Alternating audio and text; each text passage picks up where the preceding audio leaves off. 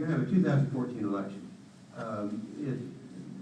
I don't want to be the one to say this. I don't have to be, because there's a guy named Nate Silver, who is a very liberal reporter with the New York Times, and while he hates Republicans and he hates conservatives, he is so incredibly accurate. And when he says what's going to happen in the next election, if you will go to your website and pick that up, Nate Silver is his name. 3 weeks ago tomorrow, it was on a Thursday paper, he said the Republicans will take control of the United States Senate. Now, some things are partisan. Why should defending America be a partisan issue?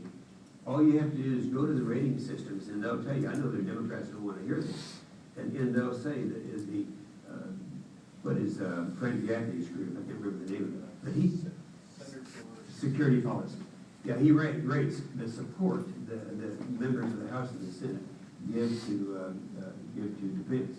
And the average Republican is like 82, and the average Democrat is 28. I mean, it's just, that's the way it is.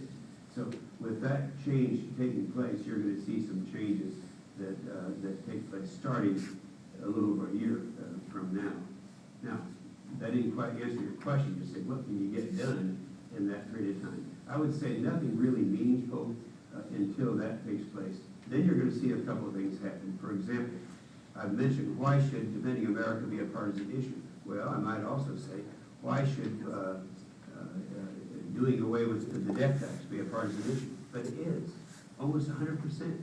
And when you talk to the farmers of here in Oklahoma or around the country, that's their number one concern.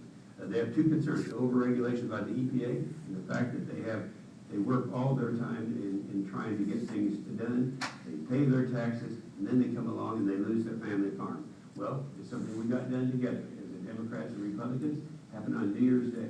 On New Year's Eve, the expiration of the Bush tax cuts took place.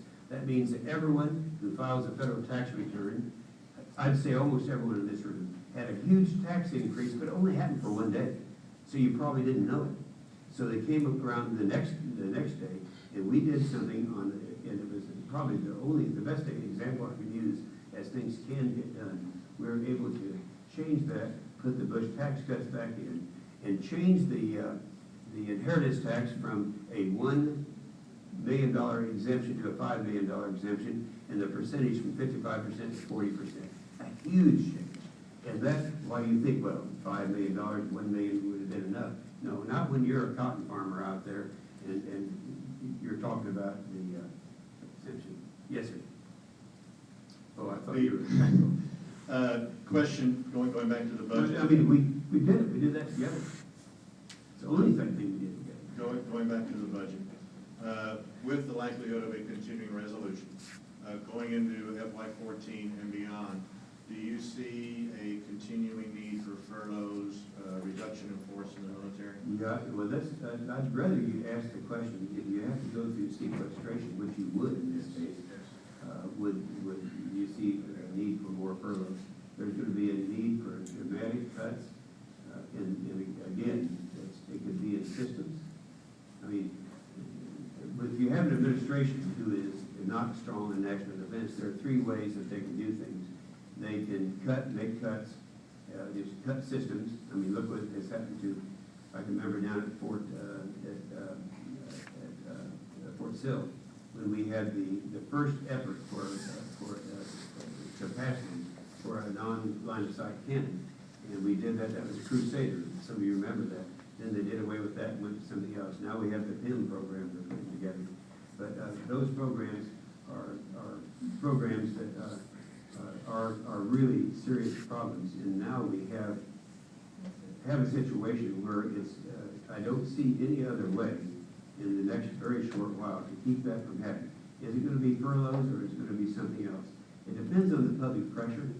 If the public pressure is great enough, we can stop that from happening. But in the meantime, as I mentioned, there are three ways that they cut down the military. One is cuts, the other is delays.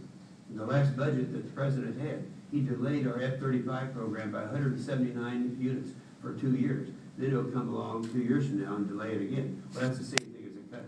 And the third way that they do that is take the military budget and put all this environmental stuff in. Why should we be paying for biofuels? That's supposed to be the Department of Energy doing that. But that's a huge cost, all these environmental things that are now in the military budget.